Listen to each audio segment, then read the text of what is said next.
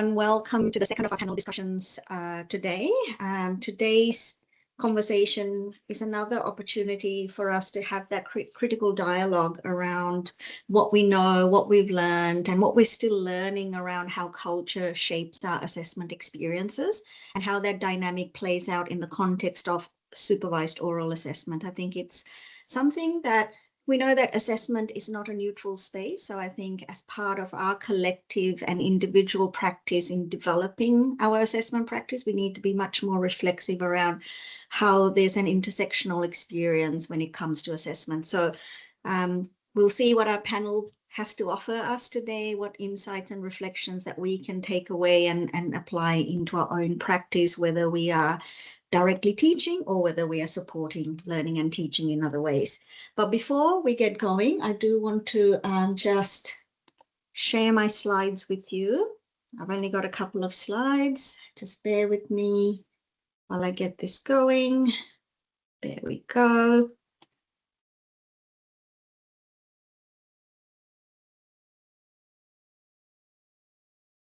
So I hope you can all see that. So obviously the title of the session is How Culture Shapes Assessment Experiences. Yes? You're not sharing. I'm not screen. Is it not showing? Oh, here we go. Okay, now it's a little bit slow this morning. So it's a second of our panel discussions. We had very positive feedback from our first discussion. And, you know, I think people felt energized about the possibilities, about the educational value of what oral assessment brings to us. So I was really pleased with that. If you weren't there with us on Tuesday, I highly recommend that you check out the recording. So I want to move now to acknowledge country. I acknowledge that I'm coming to you from the lands of the Biripi people in Port Macquarie in this virtual space. I pay my respects to Biripi elders past and present, and I am very grateful for their continued guardianship of these lands, their leadership in ensuring the continuity of cultures, languages, and knowledge systems. I also know that we as a community come from many different traditional lands, and I invite you to use the chat and share the land that you're on this morning. And last but not least, I extend my deepest respect to all First Nations colleagues in this meeting today. Uncle Lloyd, you're an elder among us in this community, and I can't wait to hear from you and kind of learn from you about, you know, how you see how culture impacts assessment. So I'm really looking forward to the discussion today.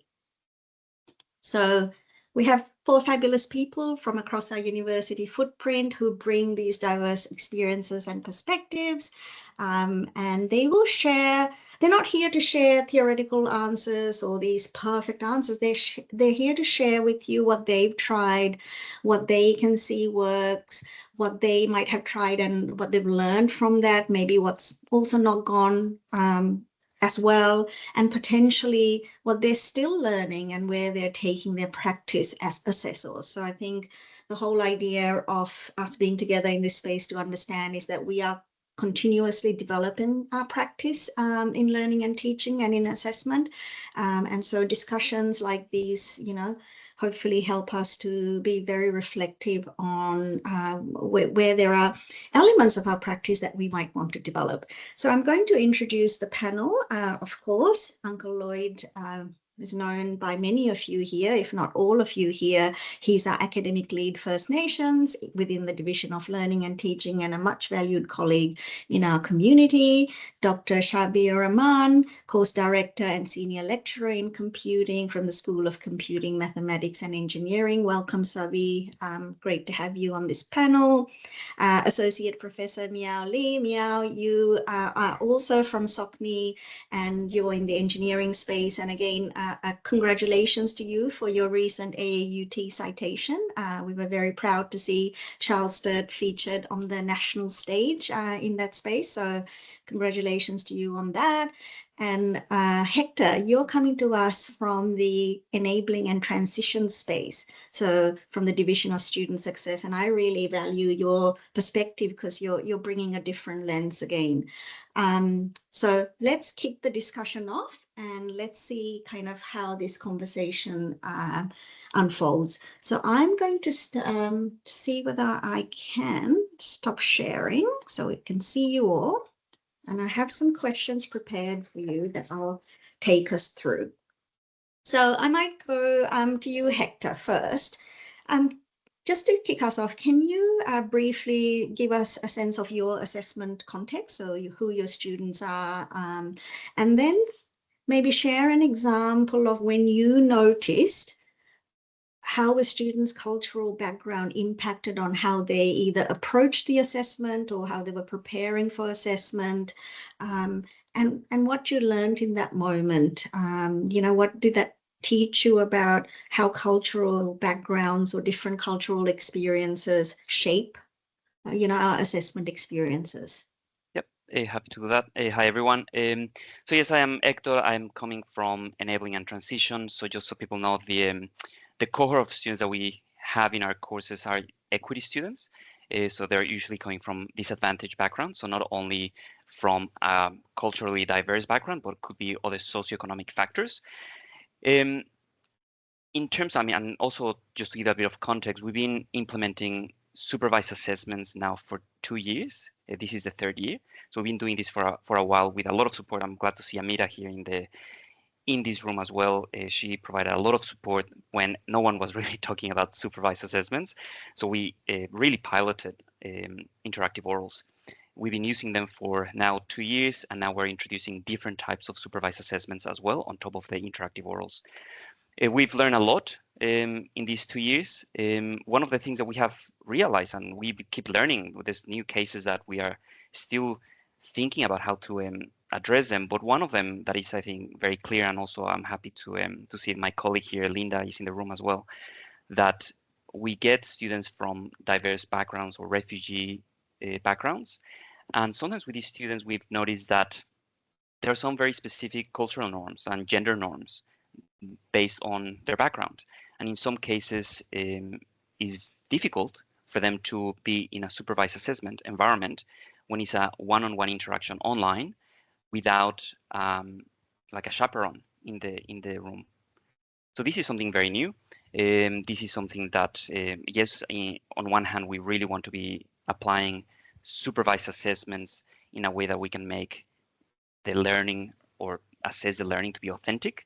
But at the same time, we have all these other considerations that we need to think about. And I think this is challenging not only from our division or teaching group, but really I think this applies to everyone at the university. And I think there's multiple stakeholders that probably need to be aware of this, and we need to be talking to them. Accessibility and inclusion, how do we address this? We now have cases where students attend class with a support person external to the university. So we don't even know that they were bringing a support person, and we have supervised assessments. How do we deal with that? So we're in a lot of conversations with accessibility and inclusion.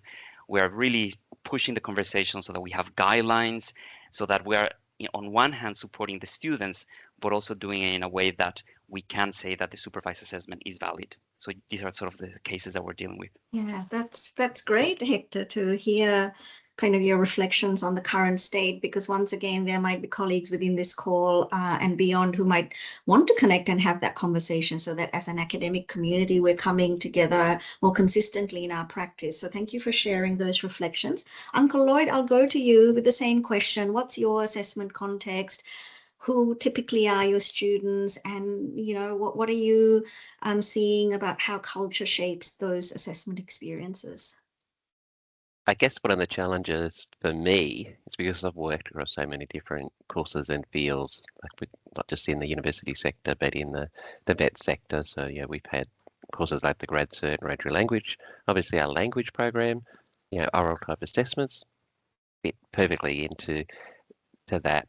The other challenges that we're getting, and when we're moving and thinking about different types of assessments, for me, when I look at this, I go, yep, be careful though, because when I do these sort of panels, I always remind people that I'm speaking from my experience as a Wiradjuri person and my experience in the education sector, and as an academic. I'm not speaking on behalf of all Aboriginal people, and this doesn't apply to every First Nations person that you're going to come across. It's different experiences that we actually have. But we do share a lot of common threads, I guess, in that experience. And one of the interesting things coming from students, when we look at the content that we're teaching in a lot of our courses, we can continue to teach a lot of the culturally biased materials, and even in our assessments that shows up. And some of the challenges for our First Nations students, particularly in some of our fields like welfare, education, health, where they're being asked to write about experiences of First Nations peoples in those fields, and they're actually writing about their own stories often and their own lived experiences. But when they do submit those assessments, it's like their experience doesn't have the same value as a written report that was produced or a piece of data that's put in without any explanation.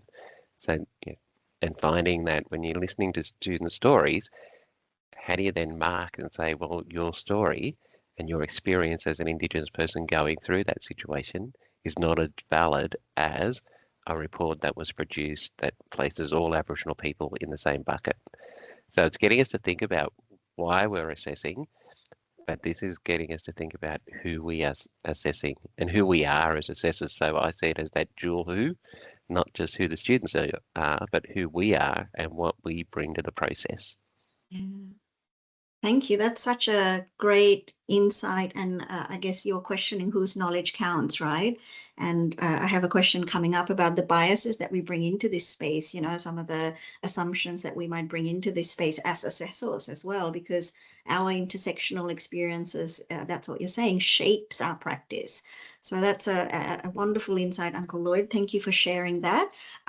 Meow, I'll go to you next. I want to find out about your assessment context, your students, and kind of your initial reflections on that intersectional experience of assessment. Thank you. Thank you, Kashila. Good morning, everyone. I teach in the engineering discipline. So engineering, we have a cohort roughly probably around 20 to 30 students. And the context in engineering assessment is we have teamwork-based, project-based learning. So that means students, they work the whole semester and they have roughly 30% of individual assessment, but a lot of times they have to work within a team. And then the assessment format can be a team report, can be a team presentation, and at one annual event in the engineering building, they also have a poster presentation. So they have their own booth to exhibit, demonstrate their prototype design and talk to whatever public person come to speak with them. So they assess in different channels.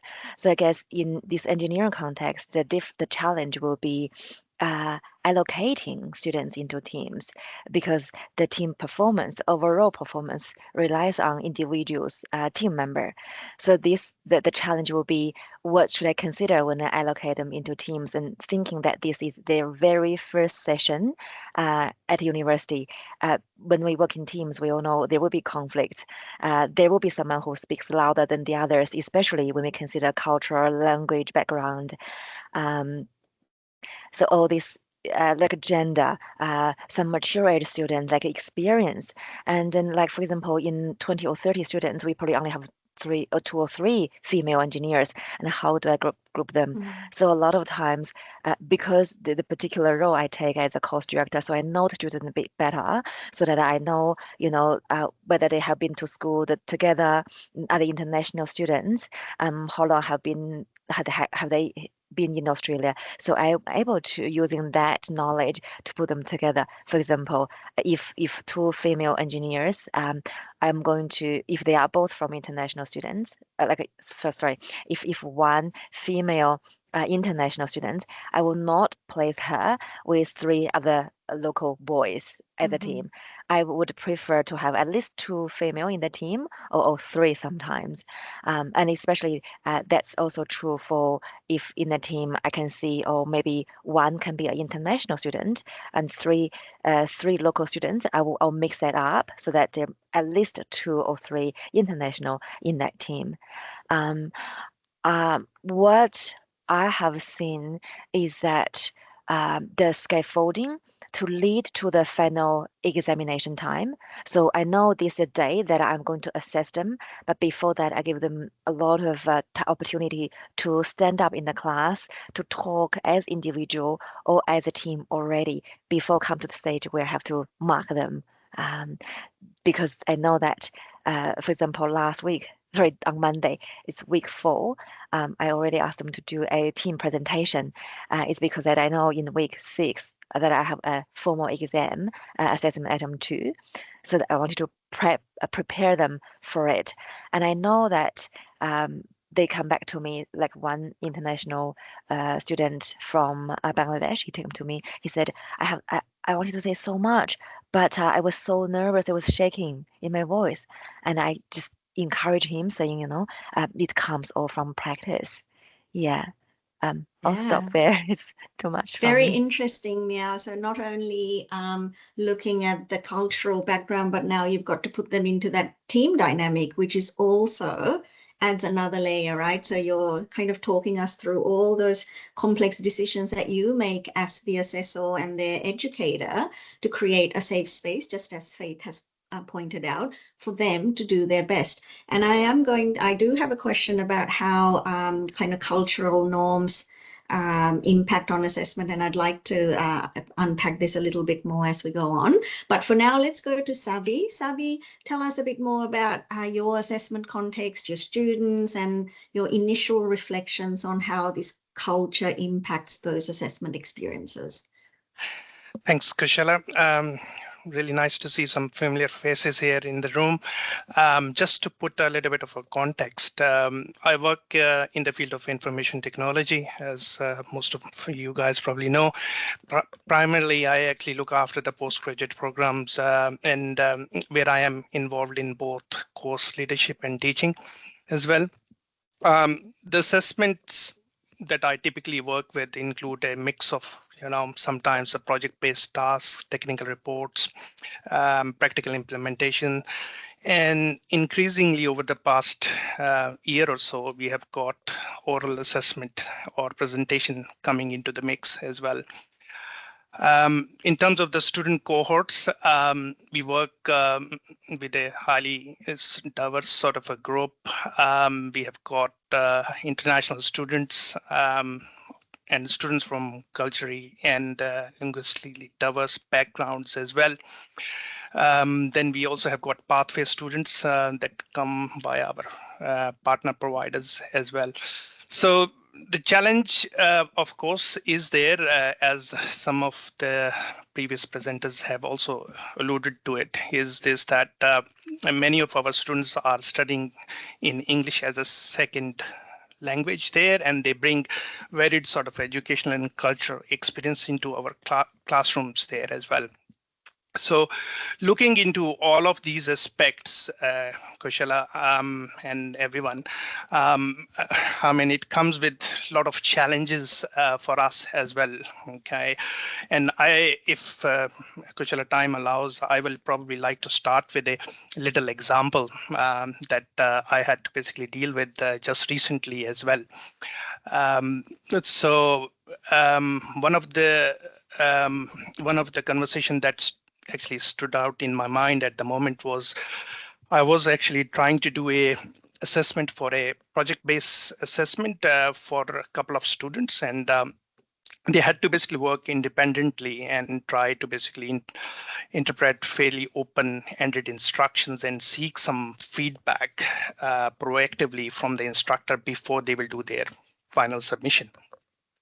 And what I noticed is that there was a student there. I felt like intellectually very capable, okay, but was very hesitant to reach out for clarification and waited probably very late, okay, in the process to ask those important questions from the instructor there as well.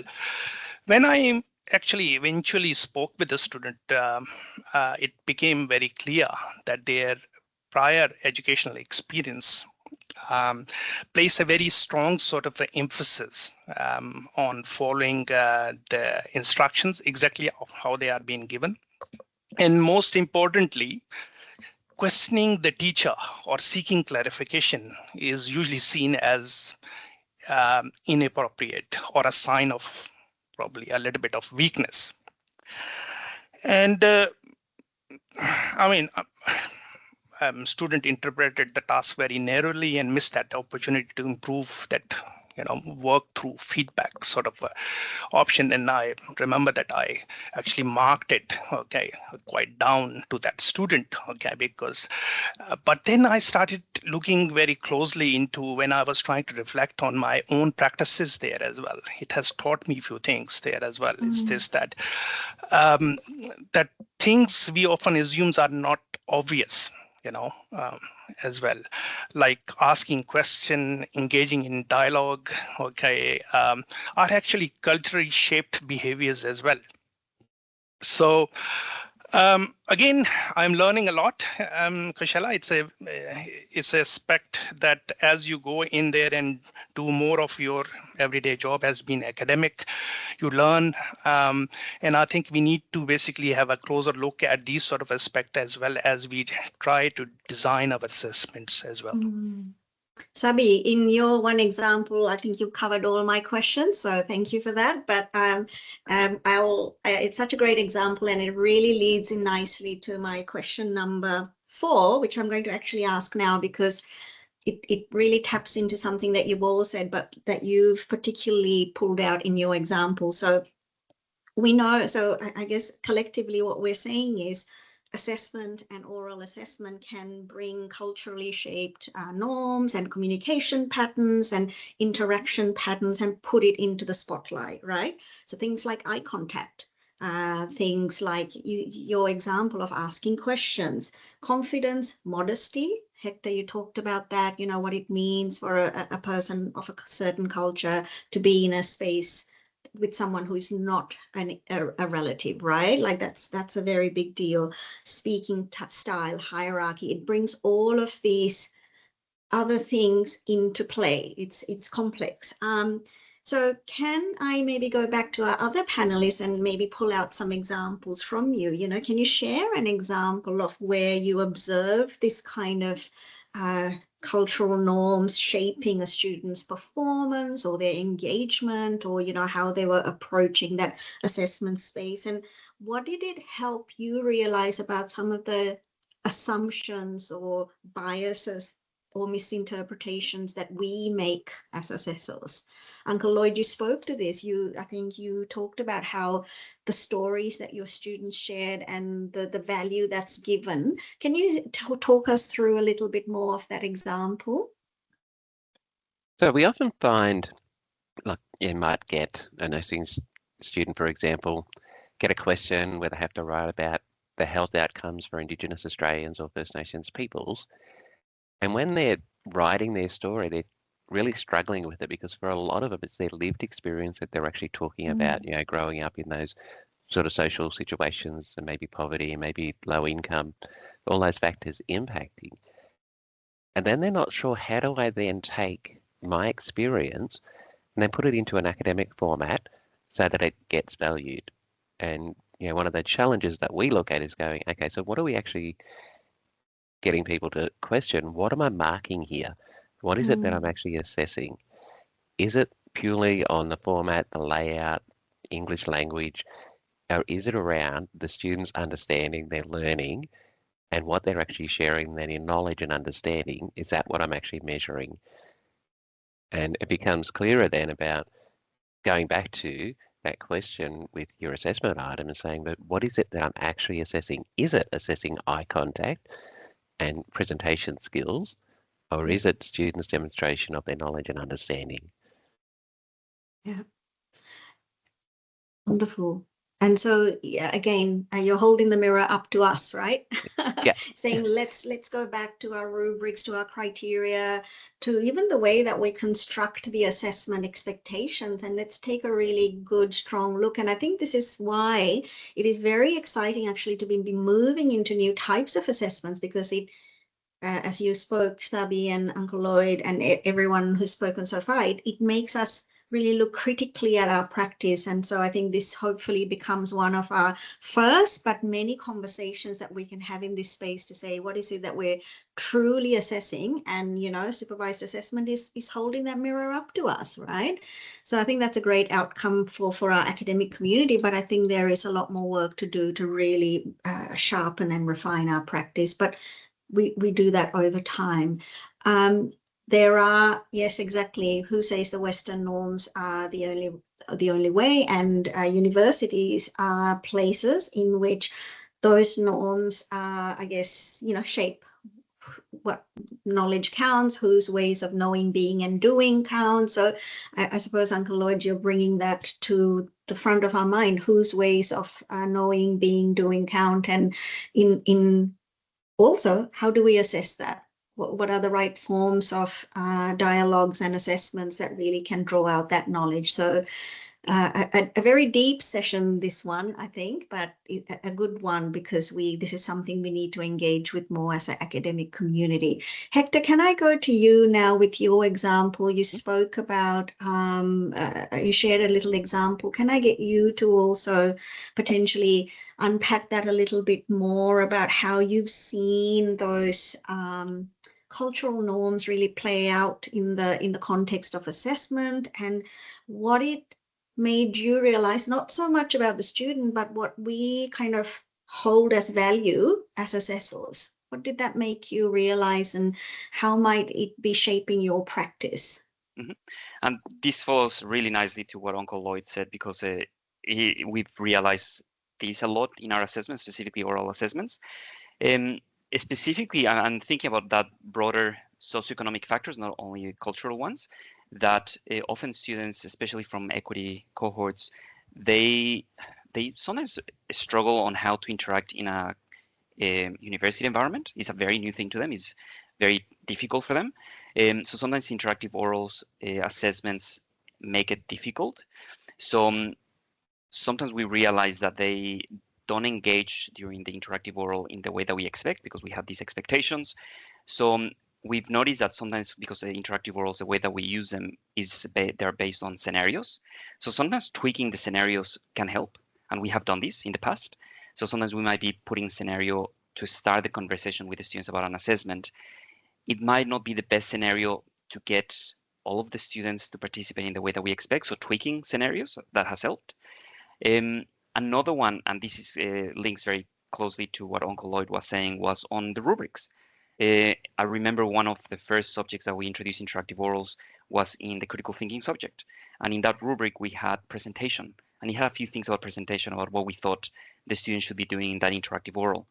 But we were not really teaching the students how to present. That was not the point of the interactive oral. The point of the interactive oral was to evaluate the understanding and them being able to present their ideas and arguments. So we thought about that, and we thought, well, let's actually adjust the rubric. We don't need that. We should be able to assess that understanding without having to have a rubric about, are they presenting in the way that we think they should be presenting? It's more about how they're explaining their ideas. So those are the two modifications we made in terms of rubrics and scenarios. Oh, that's so good to see. And I think, again, I'd like to collect some of these examples potentially from this panel as well after this, to have some artifacts that we can look at together. I think that will also help us move our practice forward. Meow, can I go to you with that same question? You also shared an example of the team dynamics that you have to handle, and you share that example of a student who, for whom that expression orally is quite a challenging and stressful context. Can you maybe talk to us a little bit more around that example, or another example of what you've learned about your own practice and some of the biases or assumptions or misinterpretations that we can bring into this context when we're assessing? Thank you, Kashila. Something that I've been thinking is in terms of, like in engineering, we assess the team performance, team presentation. So roughly the presentation is 12 to 15 minutes plus 3 to 5 minutes of QA. So roughly in that 20 minutes, the team of 3 or 4 students, we can see that a very confident speaker probably will speak, like if they speak evenly in the presentation, but when it comes to the QA session, you can hear the more confident speaker often has the opportunity to explain more. And this doesn't mean that they know more, but in terms of using for example, the body language, the eye contact, it gives us an impression that they know more. And normally those quiet, shy, like in terms of personality, cultural background or language background, they probably shy away. In this case, in the assessment, I probably will just say, for example, let's say Ado, what do you think? How do you think about this? What do you think about why the community want to choose this project? So I would probably deliberately direct a question to a quiet student. But having said that, in fact, it has been a challenge for me in terms of assessing, because situations like this does happen a lot. And how do I can evaluate students' knowledge rather than their performance? I noticed that in one of the learning outcome, for example, this subject I'm teaching, communication is one learning outcome. So communicate to engineering and non-engineering audience, and that's in written and oral format. So that means when we mark the report, we will have to mark whether they following certain template, they following a certain structure, and then they're free from grammar or spelling mistakes. And then when it comes to speaking, in oral assessment or presentation, it becomes a challenge again. How do we expect them not to make mistakes when English is not their first language, when they have to speak right on the cuff? So that's some of the challenge. I may like to pose that question back to see how everyone handled that. Yes, it is, and I think as a community we need to talk about this and understand the different ways in which our teaching and learning community handles that, because I think through that we can kind of build our shared practices. I want to go back to Sabi. Sabi, so you shared that great example, but what are you going to do differently now? Like, how is it shaping your practice going forward now that you had one of those significant aha moments? So, Kaushal, as I said, that I think it's, I would not say that it has taught me yet. Okay, I am still learning. And things are often, sometimes we assume that it is very obvious. Okay. But like asking question and engaging in dialogue or trying to interpret tasks, flexibility are actually culturally shaped behaviors, as I said. And what I am thinking is this, that we need to be a little bit explicit, okay, in terms of trying to encourage our students to ask questions. And as what Meo just mentioned as well, and Uncle Lloyd said the same thing, I think it's trying to frame it as a expected part of the learning learning as well, okay, trying to encourage them to open up, okay, and also started building this in a structured checkpoints, okay, or knowledge checks, okay, the way we try to basically deliver our things as well. I like to basically take pauses in terms of my delivery method as well to check whether they are engaged, okay, or they are still, being a part of the conversations as well, and get feedback opportunities in my delivery as well, rather than relying on students to initiate them as well. So it really shifted my thinking from, asking questions like, why didn't the student actually engage in the conversation, rather than how probably have we designed the assessment task to support the engagement across the different backgrounds as well. Okay, so that's what I would say, Kushala. Yeah, that's a great insight, and I think again reflects what Danielle and others are talking about. How have we designed the conditions for students, regardless of background, to succeed, right? So that's the provocation that we're putting down. We don't have all the answers. We may not have even some of the answers, but I think the fact that we are engaging in this conversation as an academic community is fantastic. So I'm going to now go like from big picture maybe to a little bit more concrete.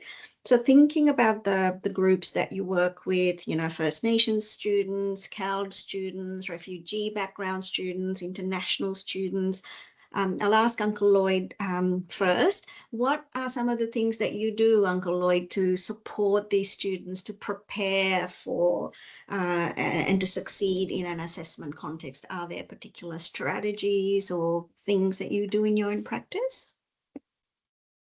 Depends on the students. So when we're dealing with students from First Nations backgrounds, obviously, like courses like in the Bachelor of Health Science and Mental Health, which is an all Indigenous cohort, the grad cert and graduate language, a lot of Indigenous students in there as well. When they actually see another First Nations or Indigenous person, it can create that, I guess, safe space, but we always talk about creating that culturally safe space. We don't leave that for an assumption to be made just because it's a group of Indigenous people that it's going to be a safe space. You know, we call out and always say that to all our groups that I'm dealing with and going, yeah, this is a safe space. By that, I mean, it's a space where we can engage in those conversations, to ask questions, to clarify what do we mean by those terms. And when we're talking with each other, are we actually sharing the same language and understanding in the space? And it becomes then important to, because that's the position we're coming from, is setting it up. So it's not, I guess, that hierarchical position. You know, like, and I think somebody was talking about where students can come to university and go, oh, I can't ask the lecturer because they're an academic and they've got a PhD and they're a professor. And it creates a space where you're in a learning journey together with your students. And that becomes a different space to operate in then. So you're really putting those relational elements front and center and kind of dismantling, I suppose, what we talked about before, this idea of the hierarchy, the kind of the norms that we see within the university system, right? It is one that is grounded in a certain way, and it sends very clear signals of what's the ways of knowing, being, and doing that are valued. So, Uncle Lloyd, I think what I'm taking from your point is that, you know, you're having those conversations to create, to build trust and relationships for students to succeed.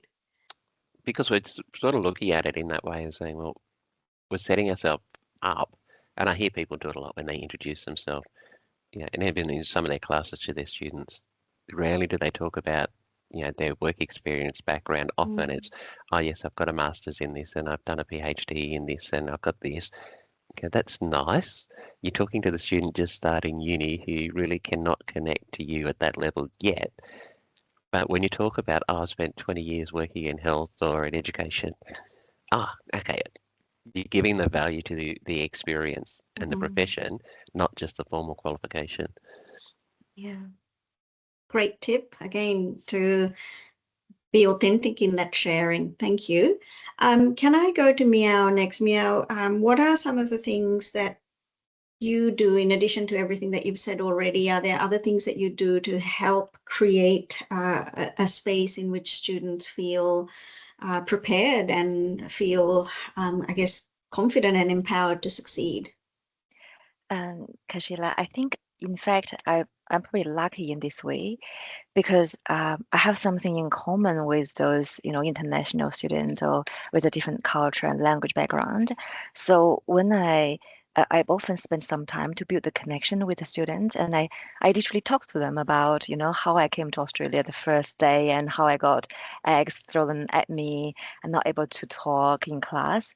Because for some international students, raising their hand in class to ask question is a big thing. It's a really big thing. So I have learned how just approach them like individually. I like, you know, with the 10 minutes break between the class, I would just approach them individually. Was that clear? Sometimes I ask them to tell me what I want them to do, like to tell me back so that I understand whether they understand that. A lot of times I think my parenting skills, what I learned in parenting training, has been working really well. So, for example, reinforce the positive, what they have done really well, and I keep emphasizing that. For example, you know, you explain this really clearly. I like the word, like this particular word you used. I like how you are able to express your idea. So I just find very specific points, make sure that they know what is right and they can continue to do. And at the start of the session, I often really gentle in terms of the points for like the room for bringing that work to the next level. I thought, too much can be very daunting for them. So I often leave that to the end. And another thing I think is like I wanted to show to them that I have faith in them. As in like they probably don't know they can do it, but at some stage I will challenge them to do it and they are able to, and I give them positive feedback to reinforce the fact that they can do more than they believe they can. Yeah. That's and thank you, Mia, for sharing. That also comes back, I think, to Sabi's point of making not just the expectations explicit, but also, as you said, what they're actually doing really well. And I think in all these conversations, sometimes we bring a bit of a deficit lens, don't we, to the things that aren't being done, but actually, in fact, when these students come to us, they bring the storytelling. Uncle Lloyd, you've spoken about this, bringing this deep capacity to be really authentic to their story. Wow, that's amazing, right? And I'm sure there are more examples of things that students from equity backgrounds, from different backgrounds can bring into the assessment space. So I think, Mia, your point here, and I think I'm taking this away myself, is to really reflect on that from a strengths-based perspective. How can we kind of also be in this space and reinforce what's working very well. I did have a question around being an assessor. We've talked about this, I think, since the beginning of this panel about it is such a complex and demanding role. And I just want to ask each of you, and you've all shared how you're still, learning, developing your practice, learning in a shared space, learning from your own experiences with students, from talking to colleagues, from seeing what others do, whether it's in your discipline or whether it's in broader higher education. Where do you want to take that practice in terms of creating assessment spaces or interactions that are culturally responsive or culturally safe? Where are you going in that journey for your own self? Can I come to you, maybe Hector, for some reflections? Like, where are you taking your practice? So a few things that we know that, or we have learned that they're working well with supervised assessments. I mean, at the moment, because this is new, and again, as I mentioned in my first comment, there's more conversations that need to happen with different stakeholders at the university that I think there's maybe some gaps. One of them is flexibility. I think at the moment we are really flexible with how we do our supervised assessments in order to be able to support students from diverse backgrounds. If we're very rigid in how we apply things, things are not going to work, especially with our cohorts. So at the moment we're really flexible. The other one, and we've noticed and we have tested this in some subjects, for example, in ASO2, which is the math subjects at a very foundational level, is that some of the things that other people have mentioned is that relational aspect, which is super important in supervised assessment, especially with equity students. So building that early on is very helpful. So we've noticed in an interactive oral that we have really early on in a subject, foundational subject, where we have a conversation, we just call it a mathematics conversation. It really helps students to then interact later on in other assessments. It builds community. So I think this is probably one of the things that things are going to be moving towards that. And I see that working already. So that relational aspect, super important. One of the things that also help with that is that we try to demystify assessments like this from the beginning, but also early on, if we know that the marker is not going to be the same person teaching the subject, we either invite the marker to drop into a session to introduce themselves to the class, so that is not like, well, in the interactive oral is completely new person that is going to be chatting with you, and it's going to be a shock. So we introduce that, or at the very least, we have a page where we have the photo and an introduction from the marker, just so that the students at least can build that relational thing with the marker. So these are some of the things that we're learning, and we think that they're working, but there's probably a lot more that we're going to be learning in the next few sessions. Wonderful. Thank you for sharing, Hector. Uncle Lloyd, you're always learning and you'll keep on learning. Where are you taking your practice as an assessor? I think one of the challenges that I face is how you see the world. And yeah, I know Faith and I were having a conversation yesterday. We were saying culturally, for us, we don't see anything as new. We don't see new knowledge. We just see knowledge that has not come into my world yet or into my sphere. So that knowledge exists and might be in Mao's experience in engineering. It's just not in my world. Doesn't mean it's new knowledge. It means it's new for me. And I like to throw things on its head and say, what about if you consider assessment more as another learning tool rather than a checklist of understanding at the end and saying, how do we actually use it to assist learners and people to grow as a learning tool? And I'm going to throw another one at you here. Like even when we're talking about now, why are we talking about supervised assessments? Because we're talking about cheating, quality. We're talking about ChatGPT, those sort of things coming in. Okay, but to me, that's a learning tool. It depends on your age. And when you went to uni, we weren't allowed to use spell check and grammar on computers and had to handwrite assignments because they were seen as cheating. And so, in 20 years' time, will things like Copilot and ChatGPT and AI be standard part of processes rather than something we're, I guess, trying to push back against? So if you look at it as a tool rather than a cheating tool, how about a learning tool? Yeah. An assessment for learning is what you're really championing, not assessment of necessarily. That's a great insight. Thank you. I think this is now we need to translate that into our own subjects, our own student cohorts. That's where really the translation of what does this assessment regime within what is the purpose of assessment, which is something that you called out early on, is what we need to do. Can I go to you, Meow? Where are you taking your practice as an assessor? What's next in your journey? Thank you, Kashila. I remember there was one time I taught a subject. It's about goal setting and review. It's quite similar to staff's PPDR. And I remembered I literally did that assessment myself that I gave to my students. And I didn't think that I did a very good job myself either. So ever since then, I always wanted to make sure that I'm able to demonstrate something, like a model something. For example, when I was doing this students marking their team presentation, a lot of times rather than sitting down there, actually I will in the preparation session, in the dry run session, I will go in at the center of the stage and I will demonstrate if I were that student, how would I do it? So I think that's probably something that I will continue to do because for some international students or like for Australian kids, it's probably a very common practice because they present a lot at school. But for example, myself, come from China, I have never ever presented before at all at school.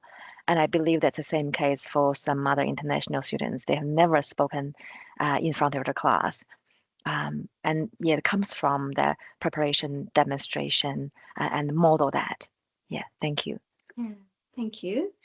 Sabi, last reflection goes to you. Where are you stretching and extending your practice as an assessor? I think, Kushala, I will try to sum it up of what everyone has said, specifically what Meow has just mentioned there as well. One thing that is sort of in my mind now is this, that we need to start recognizing our students, that they might be coming from diverse sort of a background. This is the very first level, okay, that we need to basically accept it as well. And then we need to start looking into what type of assessment, okay, that we are trying to design. Let's take conversations are happening around oral at the moment. Okay, whether oral assessment is culturally neutral, okay, the way we are trying to basically put it up, because things like when we talk about communication styles, assertiveness or direct eye contact, okay, quick responses, okay, these may not align with all the students' backgrounds and experiences as well. So we need to be a little bit careful around how we design it, okay, and make sure that we cover and have all the cohorts that. And I mean, the challenge for us as academic, I think most of the people know this as well, is this, that in a class we can have a mix of backgrounds of students coming from different. Mia talked about Australian students, international students, okay, First Nations students, and we can have a mix of that, okay. So, but we need to be able to basically help each of them to be able to successfully, okay, go through the learning experience as well. Thank you so much, Sabi. I was just writing some notes of the points you made. Again, pointing to the fact that when, and I saw some thread in the chat about, what happens, like how do we manage this as assessors within our quite busy workloads? This is adding layers of complexity, and absolutely. And I think what you're reminding us of is that we do need to step back and really think about who are our students, what are the choices that we make around assessment, and how do we then create the conditions for success, which may mean that if we're really taking that critical look, we also disinvest in some of the other things that we've been doing. So this is never a either or. I think we have to accept that, this means that we need to really look critically at the decisions and the choices that we're making, and think about what are some of the things that we could perhaps put aside for now while we engage with a new way of assessing, or a new way of engaging with our students. And with that practice, I think we will come to a point as an academic community where we are much more nuanced in the assessment choices that we will make within our subjects. And as we move towards programmatic assessment, this is all about getting now our community to think about assessment at the level of the program, which will be another big paradigm shift for us. But it's also about saying, we don't potentially need to assess summatively at every point, 3 times in a subject, multiply that by 4. But once you've gone through one session, what is the point of this assessment? So I'm very hopeful and very excited for where we're going with the models, obviously, but also what it means for our assessment practices and paradigms. There will be certainly work to do, but it is about really reducing the complexity and the noise that we create within our assessment systems, not just for our students, but also for us as staff. So I feel like as we move towards that space, we will keep coming back to these questions that the panel has just posed to us. I'm very mindful of time. We've only got the 6 minutes left, so I will bring things to a close because I do want to have some reflections from people who have been listening along today. So thank you so much to Hector, Meow, Sabi, and Uncle Lloyd for being here, being so authentic in sharing your practice, not just what's working, but also, what you're grappling with, where you're trying to take your practice. It always leaves me inspired, because I think that's what we do in higher education, right? It is a place of continual learning. So I think this morning you demonstrated beautifully that we don't have all the answers. We don't have any perfect answers. In fact, some of the answers we have are very contextualized into our own context. But I think the thing that we share is that we are always striving to keep learning and keep doing better for our students, which is a fantastic kind of community to be part of. So thank you very much. I really appreciate hearing from all of you about your different assessment contexts. And I do now want to open it up to the group here. If you have any questions, Faith, I saw your hand go up at one point and then come down. I've seen lots of comments in the chat, but is there someone who wants to ask any of the panelists a question or has some reflections on what you've just heard? I didn't put my hand up. I was trying to clap and I hit the wrong button. But thank you. I did just want to say this is such a fabulous session, and I think something that all academics should participate, and hopefully they'll come back and watch this video, because it really starts you thinking about who's in your classroom and how we can best support them, because as we know, one assessment doesn't fit everybody's learning abilities. Doesn't mean they're better or worse, but as Uncle Lloyd said, you know, we're all coming in and learning. So I've learned so much. Thanks so much to the panelists today. Thank you, Faith. And I think all of the panelists asked us not just to think about who's in the classroom over there, but who am I? What lens am I bringing to this space? So you've actually thrown the provocation back to us very nicely. Thank you very much for doing that. I don't know how you planned that, but anyway, you all have the same message. It's like, think about the lens that you bring into this space. Think about what it is that you're signaling that you value. Think about whose knowledge counts, what ways of being, knowing, being, and doing count. So that's the provocation I'm taking away from this. So I thank you for that as well. Lachlan, what's your reflection or question? Look, this is to any of the panelists. I'm curious if any of you have ever been in a position or are aware of it happening in any of the subjects that you've been involved with, where a student has either formally or informally requested some form of accommodation or consideration for an oral task, for example, that takes into account, let's say, cultural factors as such.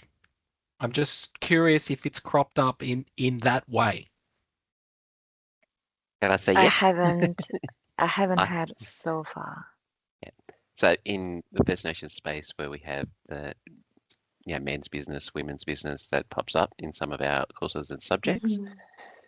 So yes, we've had to look at how those assessments then get presented. Happens in nursing, for example, in childbirth areas, women's care, in the mental health course.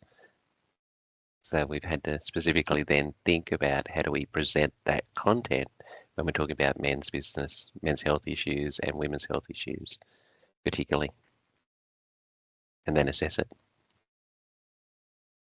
Hector, we have a case. anything? Yeah, we have a really current case of a student that goes to class with a support person, but is external, so they don't have a plan in place. We're really pushing for them to get a plan, because on one hand, they're attending a class with an external support person, and we don't really know the needs of the student.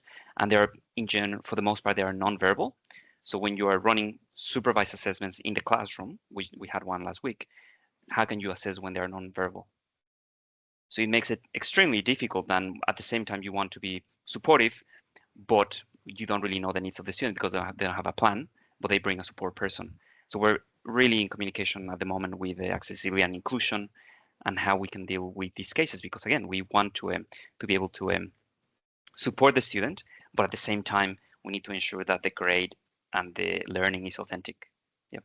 And that's your point, didn't you make, Hector, at the beginning, of that ecosystem of support and how we really need to have a lot more of those joined up conversations. And I think it's kickstarting in this space. Look, thank you. We've gone on 11 o'clock. I've shared a whole bunch of resources in the chat. For those of you who are always interested in the scholarship, there's plenty of that.